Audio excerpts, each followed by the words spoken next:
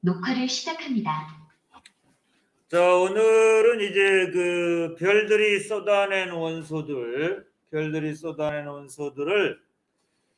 우리가 이제 보기 좋게 표로 정리를 해놨어요. 그거를 원소의 주기율표다라고 얘기를 했어요. 압광총평을 해보겠습니다. 압광총평. 빅뱅으로 형성된 원소들이 있겠죠. 그러한 원소들을 바탕으로 해서 별이 이제 진화를 하게 되는 것이죠. 별의 진화나 성장 과정의 재료가 됐고, 별 내부나 외부에서 만들어진 원소들이 태양계와 원시지구의 형성의 재료가 되었다. 다시 말해서 별 내외부에서 만들어진 원소들이 생명체와 지구를 구성하는 모든 원소가 되었다. 뭐 이런 얘기겠습니다. 그래서 이러한 모든 원소들은 빅뱅으로부터 시작을 해서 현재까지 오는 역사의 과정에서 만들어졌다. 지금으로부터 약 138억 년 전 우주는 초고온, 초고밀도의 한 점이었었는데 너무나 그 밀도를 견디지 못해서 폭발을 했습니다. 그래서 계속해서 팽창하는 과정에서 별이 등장을 했고, 별이 생성이 됐고, 별이 죽으면서 생명체와 지구를 구성하는 모든 원소들이 생성이 되었다. 뭐 이런 얘기를 총평으로 이렇게 살펴보았습니다. 자, 우리가 1강에서는 빅뱅 초기에 관해서 우리가 공부를 했어요. 빅뱅 초기. 그래서 빅뱅 초기에는 수소나 헬륨이 생성이 되었고, 그 수소나 헬륨을 바탕으로 해서 2강에서는 그들의 그 핵융합 반응을 통해서 별이 진화를 하게 됐는데, 그 2강에서 우리가 배운 것은 이 수소나 헬륨보다 더 무거운 원소들이 별의 진화 과정을 통해서 생성이 되었다라고 하는 것을 배웠어요. 빅뱅 초기에서는 수소나 헬륨이 생성됐고, 2강에서 수소나 헬륨보다 더 무거운 원소들은 별의 진화 과정을 통해서 생성이 되었다. 초기는 수소나 헬륨이 생성됐고요. 얘네들보다 더 무거운 원소는 별의 진화 과정을 통해서 생성이 됐다라고 하는 것이 총평입니다. 자, 그러면 이제 우리가 3강에서는 뭘 배우냐라고 하는 것이죠. Today's Learning Goal, 학습 목표를 보시면, 자, 세상을 이루는 모든 물질들은 원소라고 하는 아주 기본적인 단위로 이루어져 있음을 이해를 해야 되고, 또 생성된 별들이 쏟아낸 원소들을 어떻게 하면 주기성을 갖도록 보기 편하게 배열할 수 있을까에 대해서 이 단원에서 공부한다, 이런 얘기죠. 자, 그래서 이제 그 별들이 쏟아낸 원소들이 이러한 원소들이 있다라고 하는 거 한번 단원 열기에서 살펴보겠습니다. 빅뱅 초기에서는 헬륨이 많이 있었어요. 수소나 헬륨. 그럼 이 헬륨이 어디에 많이 쓰이느냐? 우리가 여기 풍선 속에 이제 헬륨을 많이 집어넣어서 풍선을 부풀리게 만들죠. 비행선에 주입하는데 헬륨이 주로 사용돼요. 수소를 쓰면 어떨까? 수소도 사용할 수 있어. 근데 이제 수소를 사용하면 여기에 이제 라이터 불을 갖다 대잖아. 그럼 펑 터지면서 막 머리카락까지 다 타버려. 수소는 가연성 물질이기 때문에. 헬륨은 반응성이 아주 작아요. 반응성이 거의 없어요. 그래서 가연성 물질이 아니지, 헬륨은. 그리고 또 이제 어떤 친구들 이 헬륨가스 마셔가지고 막 목소리 막 이상하게 만들고 그래요.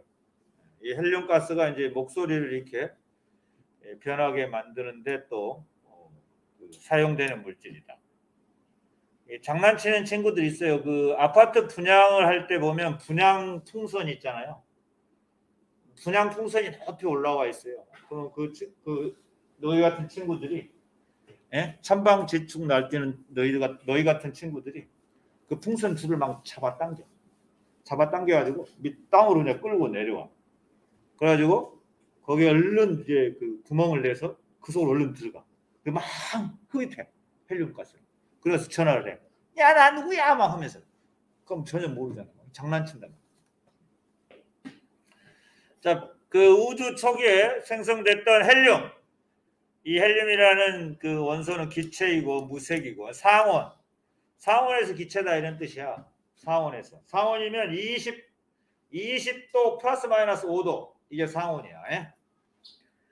자, 무색, 전기가 통하지 않는다. 얘는 이제 자유전자가 없어요. 헬륨 원자 주위에 전자는 있지만 이 헬륨 원자핵을 이기고 자유롭게 이렇게 공간상을 이렇게 돌아다닐 수 있는 그러한 프리 일렉트론, 자유전자가 없어. 비금속이기 때문에 전기가 통하지 않습니다. 그 다음에 구리도 있고 산소도 있고 항도 있고 금도 있고 철도 있어요. 이 철은 이제 그 질량이 태양보다 10배 이상인 별의 중심부에서 최종적으로 생성된 물질이 철이죠. 그리고 이제 초거성이 됐다가 초신성이 되면서 폭발을 하죠. 그 폭발한 에너지에 의해서 별 내부에서 금이라든가 은이라든가 은은 Ag죠. 은이라든가 플루토늄 뭐 백금, PT는 백금이죠. 그다음에 플루토늄은 PU고 이러한 그 원소들이 이제 별이 초신성이 폭발하면서 별 외부에서 금, 은, 백금, 뭐 플루토늄, 우라늄 이런 것들이 만들어질 수가 있다라고 보시면 되겠습니다. 자, 생각열기 한번 살펴봤고요. 자, 활동으로 단원열기라고 하는 게 있는데 상온이 나왔네. 상온. 일정한 온도를 뜻하며 대개 20 플러스 마이너스 5도씨를 의미한다. 라는 거 좀 알아두시면 되겠습니다. 상온은 실온과 같은 뜻으로 쓰이기도 한다. 라고 하는 거 알아두시면 되겠어요. 우리가 지금 비금속들의 종류가 있어요. 비금속. 뭐 산소도 비금속이고 황도 비금속인데 헬륨, 산소, 황 이런 것들은 비금속인데 원자핵 주위에 자유전자가 없다. 그래서 전하를 운반해 줄 수 있는 상태가 못 돼. 자유전자가 있어야지 전하를 운반해서 그 전류를 흐르게 만들 수 있어요. 그래서 이 비금속들은 원자핵 주위에서 쉽게 떨어져 나가는 체각전자, 쉽게 떨어져 나갈 수 있는 체각전자가 없어. 그래서 원자핵 주위에서 쉽게 떨어져 나가서 자유롭게 돌아다닐 수 있는 전자를 자유전자다 이렇게 얘기해요. 일어나! 웨이크업! 저 쫑받는 시기들. 푸른 꿈을 꾸고 열심히 공부해야지. 저기 또 합격을 축하합니다. 안 보이냐 니네들? 니네 앞으로 2년 후에 또 저런 스카이대 내지는 서울에 있는 8대 명문대 10개 명문대학에 가셔야 되잖아. 일어나라 이 친구야. 미스터 프렌드 그거 좀 깨워봐. 쫑받는 시기. 자, 원자핵 주위에서 핵이 정중앙에 있어요. 그래서 가장 바깥에 떨어져 있는 전자가 가장 멀리 떨어져 있는 핵에서 가장 멀리 떨어져 있는 전자가 최외곽 전자인데 그 최외각 전자가 원자 핵에 계속 붙들려 있어. 이 비금속은. 하지만 금속은 그 최외각 가장 바깥에 있는 전자가 쉽게 떨어져 나가면서 자유전자 역할을 해. 전하를 운반해 줄 수 있어. 그래서 금속은 전류를 흐르게 만들 수 있어요. 자, 비금속 살펴봤고요. and 금속이 안 나왔네. 금속은 좀 이따 하고요. 그럼 책에 나와 있는데요. 자, 원소 엘리먼트라고 하는 게 뭐냐? 물질을 구성하는 기본 성분이다. 예를 들면 물이라는 물질을 구성하는 기본 성분은 뭐지? H2O잖아, 그지? 수소와 산소. 뭐 질량, 뭐 크기나 질량의 개념 없이 사용하는 용어야. 원소. 원소는 크기나 질량의 개념 없이 사용하는 용어가 원소라는 거야. 그래서 물질을 구성하는 기본 성분이다. 암모니아를 구성하는 기본 성분이 뭘까? 암모니아. N하고 암모니아 화학식 정도 아냐? 암모니아 화학식이 뭐냐? NH3죠? 네, 그러면 암모니아를 구성하는 기본 성분이 뭐냐? 그러면 질소와 수소입니다. 이렇게 얘기하지. 이산화탄소를 구성하는 기본 성분이 뭘까? 이산화탄소를 구성하는 기본 성분. 이산화탄소를 구성하는 기본 성분은 이산화탄 화학식이 뭐지? CO2야. 그러면 기본 성분을 뭐라고 그래야지? 탄소와 산소. 그렇지. 크기나 개수에 관계없이 사용하는 용어야.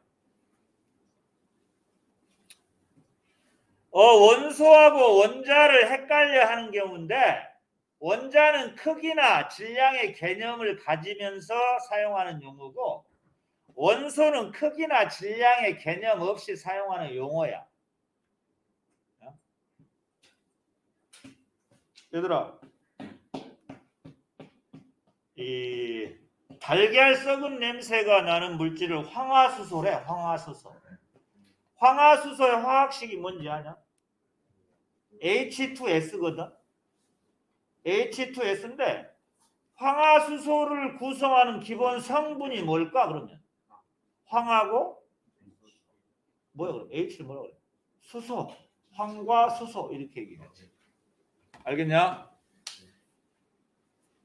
그런 것들 알아두셔야 돼요. 네? 물질을 구성하는 기본 성분, 이게 원소야. 원소는 크기나 질량, 개수에 관계없이 사용하는 용어. 그러나 원자는 크기나 질량의 개념을 가지고 사용하는 용어야. 원자는 우리가 화학적인 방법으로 더 이상 쪼갤 수 없는 가장 작은 입자, 이게 원자지. 애톰. 자, 원소라는 용어, 크기나 질량의 개념 없이 사용하는 용어다 라고 하는 거예요. 최유원, 미스터 최유원. 네네네. 원소는 어쩔 때 사용하는 용어라고? 원소는 크기나 질량의 질량, 개수에 관계없이 사용하는 용어다 이런 말이야. 에? 네. 알겠냐, 유연아? 네. 오케이, 베아리. 저 새끼 또 자네, 눈 작은 놈. 너 눈 나보다 더 작지? 봐봐, 눈 떠봐, 너. 눈 떠봐. 눈 떠봐, 제대로 떠봐. 그 눈이야, 그게? 자, 보자. 그래서 이제 그러한 원소들을 갖다가 우리가 이제 어떤 그 화학적인 성질이 일정하게 어떤 원소의 성질이 레귤라 규칙적으로 나타나도록 배열한 표, 요게 주기율표다. 주기율표, 피오리오딕 테이블인데 이 주기율표 한번 보여줄까요? 이겁니다. 피오리오딕 테이블, 주기율표. 원소들의 성질이 규칙적으로 나타나도록 원소들을 배열한 표야. 오늘날에는 양성자 개수 순서대로 배열을 했어요. 하나의 원자핵 속에 들어있는 양성자 개수가 1개이면 수소, 2개이면 헬륨, 3개이면 리튬, 4개이면 베릴륨, 이런 식으로. 그래서 외우셔야 돼. 20번까지. 수, 앞글자만 따야 돼. 헬, 리, 배, 붕, 탄, 질, 산, 풀, 레, 나, 마, 알, 규, 인, 황, 염, 아, 칼, 까지는 죽었다 깨어나도 외우셔야 되겠다. 이런 얘기입니다. 나머지 또 필요한 원소들이 있어요. 뭐 구리라든가 니켈이라든가 코발트, 철, 망간, 그 다음에 또 뭐 있냐, 여기 이런 것들, 에이지, 은, 카디움, SN, 주석, 뭐 브롬, 요오드, 아이오딘, 이런 것들 필요로 한 것들, 수은도 있고요. 그죠? 그 다음 원소명, 원소 기호들은 이렇게 첫 글자는 대문자, 만약에 2개로 구성됐으면 뒷글자는 소문자 해서 외워주시고, 그러면 이러한 원소의 주기율표를 일단 좀 이따 하고요. 자, 여기서 보면 이렇게 여기 무슨 색이냐 얘들아? 요거 무슨 색이라고 그러죠? 이 초록색은 비금속이야. 요 수소를 포함해서. 알겠냐? 그다음 요건 무슨 색이라고 해야 되죠? 요거. 이 청록색 요거는 이제 준금속이다. 예? 금속과 비금속이 중간적인 성질을 띈다. 그래서 반도체 소자로 많이 사용되고 있는 이 청록색. 이 책에도 나와 있죠. 몇 페이지냐, 친구야, 미스터 프렌드. 몇 페이지야?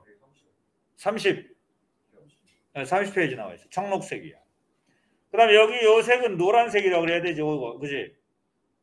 노란색, 노란색들은 이제 금속으로 그래요. 금속은 대체로 왼쪽에 포진되어 있죠. 그다음에 이제 비금속은 주로 왼쪽에 포진되어 있어요. 뭐 수소는 비금속이지만. 비금속은 자유전자가 없다고 그랬고요. 금속은 자유전자가 있다고 그랬어요. 자유전자가 뭘까라고 이제 물어봐. 자유전자는 원자핵에서 가장 멀리 떨어져 있는 최외곽 전자가 자유전자가 될 수 있어. 자유전자 그러면 걔네들은 원자핵은 항상 플러스 전하를 띠고 있고 자유전자는 마이너스 전하를 띠고 있기 때문에 핵과 전자는 정기적인 인력이 작용해. 그래서 핵이 전자를 꽉 붙잡으려고 그래. 그래서 그런데 이제 가장 멀리 떨어져 있는 최외곽 전자는 핵의 인력을 이겨내고 자유롭게 돌아다닐 수 있어요. 그래서 전하를 운반해 줄 수 있죠. 그래서 이제 이러한 전자를 자유전자다 이렇게 얘기하죠. 핵에서 가장 멀리 떨어져 있는 전자. 이건 금속에서는 쉽게 떨어져 나가서 자유롭게 금속의 바다라고 하는데 그 금속 바다를 움직일 수 있으면서 전하를 운반해 주기 때문에 금속은 전기 전도성이 있다. 뭐 이렇게 얘기를 하지. 그에 비해서 비금속은 물론 최외곽 전자가 있기는 하지. 그런데 비금속은 자유전자가 못 돼. 비금속은. 자유전자가 생겨나지를 못해. 자유전자가 생겨날 수가 없어. 핵에 꽉 붙들려 있어서. 비금속은. 그래서 비금속은 자유전자가 없다라는 표현을 쓰시고 금속은 자유전자가 있다라는 표현을 해야 돼요. 강승원? 네. 금속은 무슨 전자가 있을 수 있다고? 자유전자예요. 자유전자는 어떤 게 자유전자가 될 수 있어?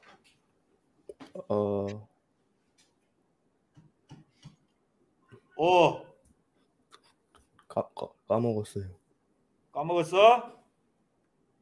새끼 아몬드냐 까먹게. 최의원 말을 네. 해. 네. 자유전자는 어떤 게 자유전자가 될 수 있어?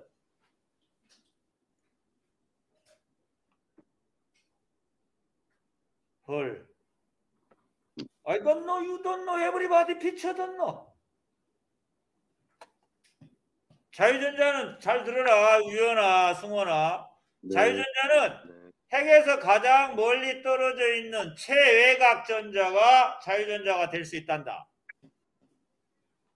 알겠습니까?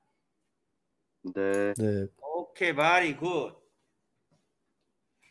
자, 그래서 우리가 요 주기율표는 현재 누구의 주기율표냐면 여기에 나와 있는 주기율표는 모즐리의 주기율표야. 모즐리는 어느 나라 사람일까? 그렇습니다. 영국입니다. 모글리 이러면 안 돼.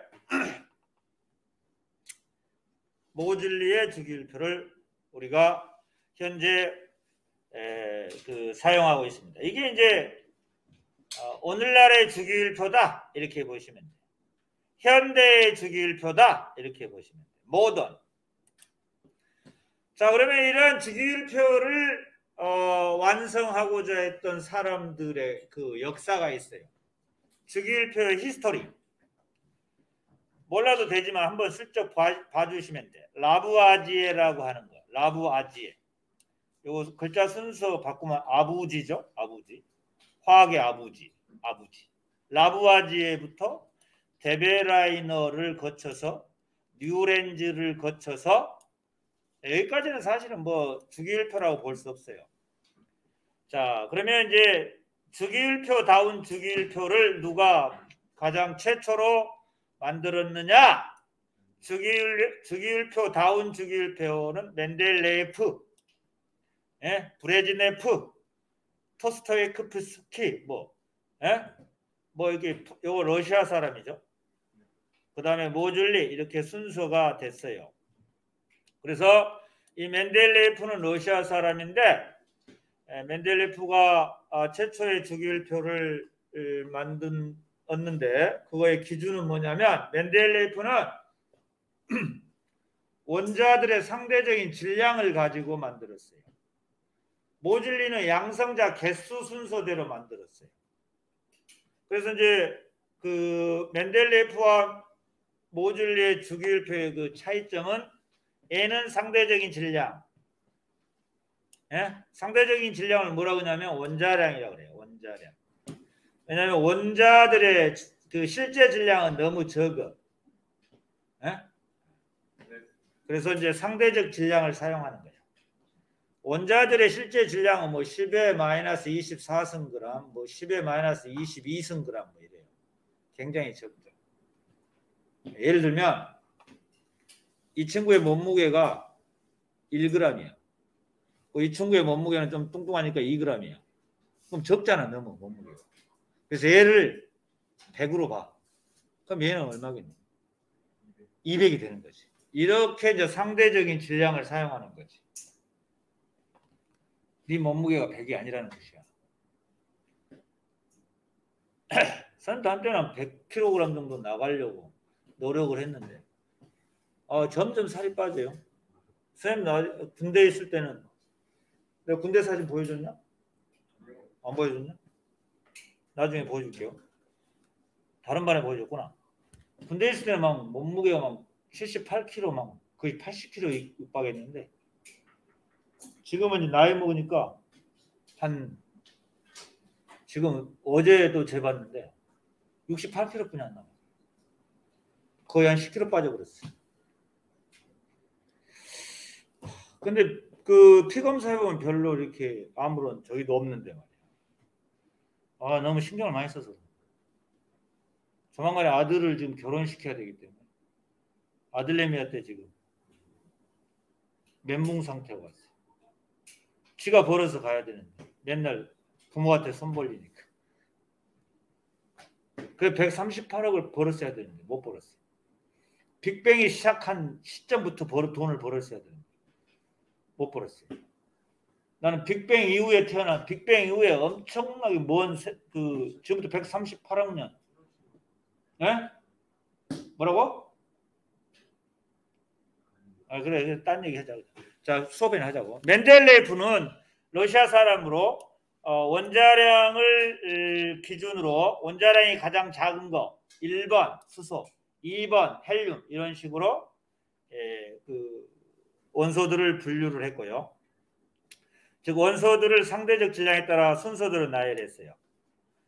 그런데 이제 요즘 이제 이 한계점에 이제 한계점이 나오게 됐는데 몇몇 원소들이 그 여러 가지 화학적 성질이 나타내는 그러한 성질, 화학적 성질이 있어요. 주기성이라고 해요. 뭐 원자 반지름이라든가 이온화 에너지라든가 전기 음성도라든가 이런 것에 조금 벗어나는 원소들이 나왔어요.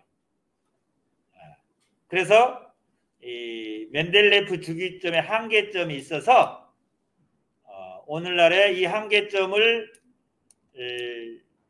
없앤 주기율표가 바로 이제 모듈리의 주기율표죠. 주기성이 맞지 않는 부분이 발생했기 때문에 멘델레이프 주기율표는 최초의 주기율표라는 그러한 어떤 의미만 갖고 오늘날의 모듈리의 주기율표를 사용하고 있고 이 멘델레이프는 그때 그 당시까지 몇 종의 원소를 가지고 주기율표를 만들면 63종입니다. 63종. 모듈리는 그보다 훨씬 많은 원소들을 가지고 주기율표를 완성을 했고 이 한계점을 극복했다. 오늘날의 주기율표는 이러한 멘델레이프 주기율표 한계점을 극복해서 사용하고 있는 주기율표가 오늘날의 주기율표다라고 하는 거 알아주시면 되겠습니다. 자, 그래서 현대의 주기율표. 현대 모던이야 모던. 삼성, 현대, 기아가 아니라 현대의 주기율표. 오늘날의 주기율표.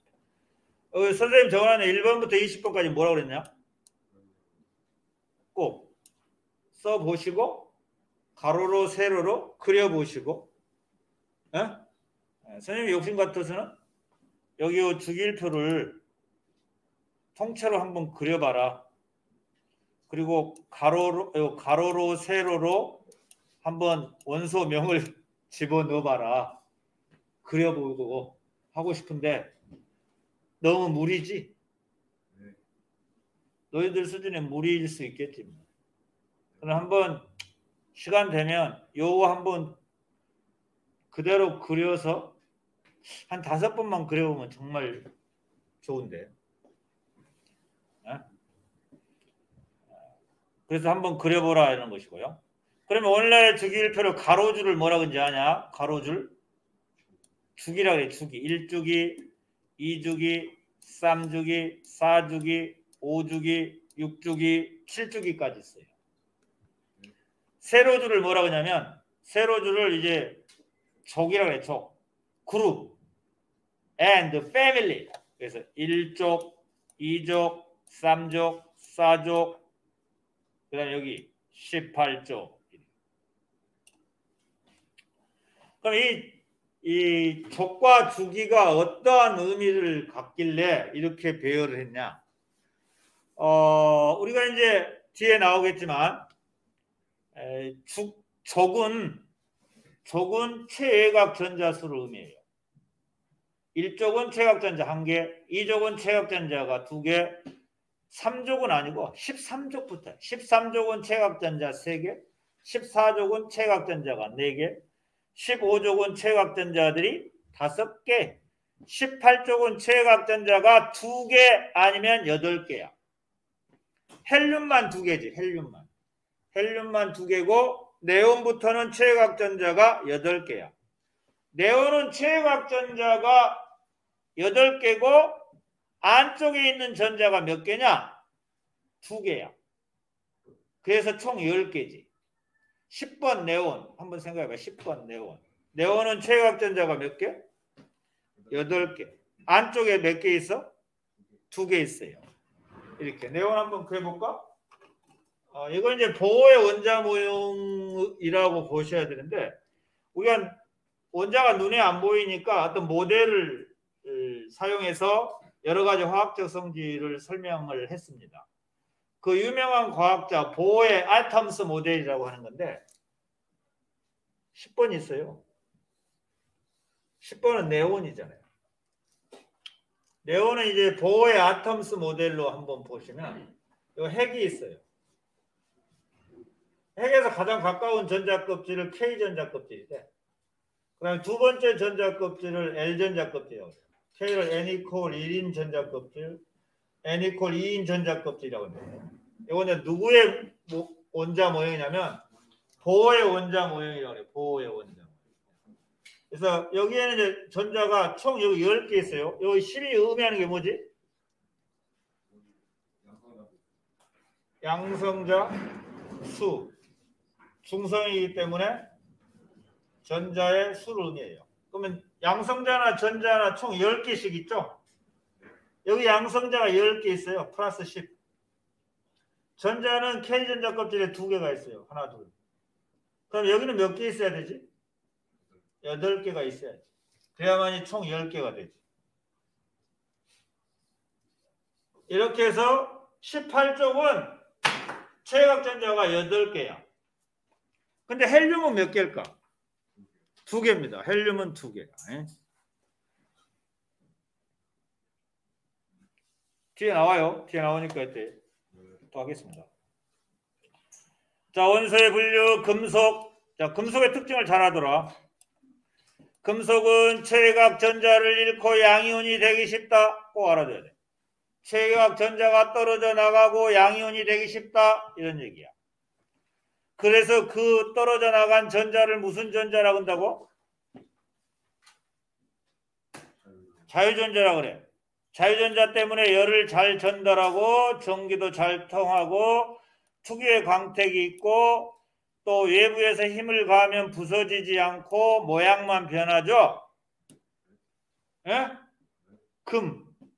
그래서 이제 금속은 연성, 전성이 풍부하다 그래요. 연성은 뭐라고 그래요? 연성? 연성은 철사같이 가늘게 뽑아낼 수 있는 성질이고 전성은 쫙 펼치는 성질이지. 연성, 전성이 우수해요. 금속은 망치로 두들겨도 부서지지 않잖아요. 모양이 변하지. 모양만 변할 뿐 금속의 성질은 그대로 가지고 있거든요. 그 이유는 모양이 변하더라도 자유전자가 핵과 전자의 인력을 유지시켜 주기 때문에 그래요. 자, 그 다음에 상온이 아까 몇 도지? 상온은 20 플러스 마이너스 5도라고 했어요. 상온에서 대부분 고체 상태다. 단 수는 액체. 그 다음에 이제 요게 이제 금속들이죠. 왼쪽 아래로 갈수록 금속성이 커진다. 이런 표현을 써. 왼쪽 아래로 갈수록 금속성이 커진다. 양이온이 되기 쉽다. 이런 얘기야. 어이. 자, 원자번호 11번. 나트륨만 보자. 나트륨 한다. 나중에 나오겠지만 보의 원자 모형으로 한번 나타내 보자. 요 11이 의미하는 게 뭐지? 핵 속에 들은 양성자 수하고 핵 둘레에 전자의 수가 전부 몇 개지? 그렇지, 11개다. 이런. 이 11개를 보는 어떻게 나타냈냐면 이렇게 나타냈어요. 이 플러스 10 양성자가 11개지. 11개. 핵에서 가장 가까운 전자 껍질에는 항상 2개 들어가요. 그 다음에 그 다음 껍질에는 8개까지 들어간다고 이렇게 보는 얘기를 했어요. 그럼 나머지는 몇 개 남았지? 나머지 몇 개 남았어? 1개 남았지? 예? 11개니까요. 2, 8, 1이잖아. 요걸 무슨 전자라고 그래? 최각 전자야. 최각 전자는 무슨 전하를 띄고 있지? 마이너스를 띄고 있어요. 그럼 얘가 쉽게 떨어져 나가겠지? 예? 얘가 쉽게 떨어져 나가면 이제 어떻게 변하냐? 이 체외각전자가 나중에 뭘로 변하냐? 이게 자유전자로 변해요. 그죠? 그럼 쉽게 떨어져 나갔어. 그럼 여기 떨어져 나갔기 때문에 이제 어떻게 변하지? 이게 여기는 11개지. 그대로. 그럼 여기는 몇 개지? 2개지. 그럼 여기는 몇 개지? 8개지. 그럼 요거는 어떻게 표현해야 되냐, 이거는. 나트륨. 양성자 1개 많지. 양성자가 1개 많구나. 이렇게 표시해. 양성자가 1개 많아. 전자는 마이너스로 표시해야 돼. 양성자가 1개 많구나. 그 양성자가 1개 많은 이걸 어떻게 읽냐? 어떻게 읽어? 나트륨 플러스 1과 양이온 이렇게 읽어. 나트륨 플러스 1과 양이온 이렇게 읽어. 그래서 칼륨도 마찬가지고 리나카 루세프 왼쪽 아래로 갈수록 양이온이 되기 쉬워요. 왜? 핵에서부터 멀리 떨어져 있잖아. 핵에서부터 멀리 떨어져 있어. 봐봐. 요건 플러스 전하를 띄어요. 요건 마이너스 전하를 띄어요. 얘네들 간에는 뭐가 생기지?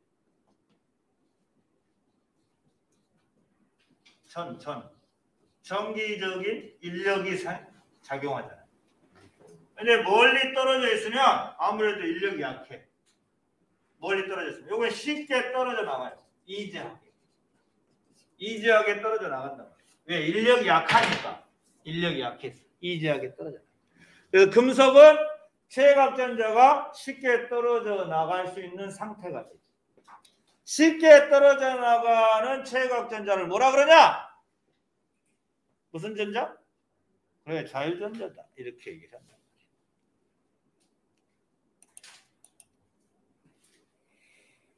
자, 이제 비금속 위치가 중요해요. 주기율표상에서.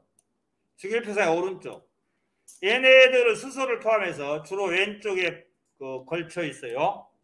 자유전자가 생길 수가 없어요.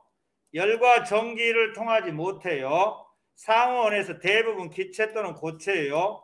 하지만 브롬은 액체 상태다. BR2. BR은 2개가 모이면 안정해져서 BR2 상태가 되기를 원해요.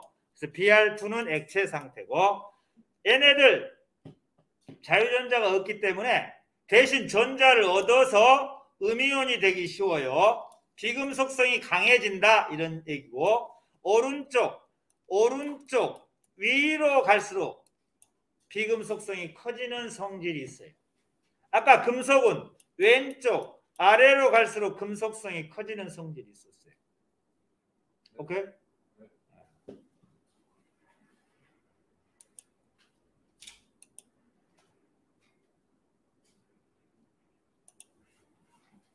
자, 확인하고까지 끝내겠습니다. 자, 원소들의 성질이 규칙적, 레귤라적으로 나타나도록 배열한 표를 무엇이라고 하느냐? 주기율표다. 원자가 전자 이꼴 체외각전자가 될 수 있어요. 원자가 전자를 가장 바깥 껍질에 존재하는데, 우리가 사실 화학 반응에 참여하는 전자를 원자가 전자라 하고, 원자가 전자수가 같으면 화학적 성질이 유사하다라고 하는 거 알아주시고, 원자가 전자는 18쪽을 제외하면 체외각 전자의 의미야. 체외각 전자 이코르 원자가 전자 이렇게 얘기를 해. 하지만 18쪽은 체외각 전자가 2개 아니면 8개거든. 근데 18쪽은 원자가 전자가 몇 개냐? 이렇게 물어보면 18쪽은 원자가 전자가 0개 이래야 돼. 왜? 화학 결합에 참여하지 않기 때문에. 그것만 제외야. 그러면 17쪽은 뭐냐?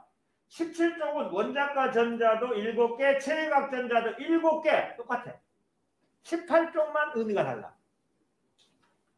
선생님이 얘기했어요. 녹화 중지할게요. 이제 방금 얘기한 거 한번 잘 여기 올려놓을 테니까 그때 다 유튜브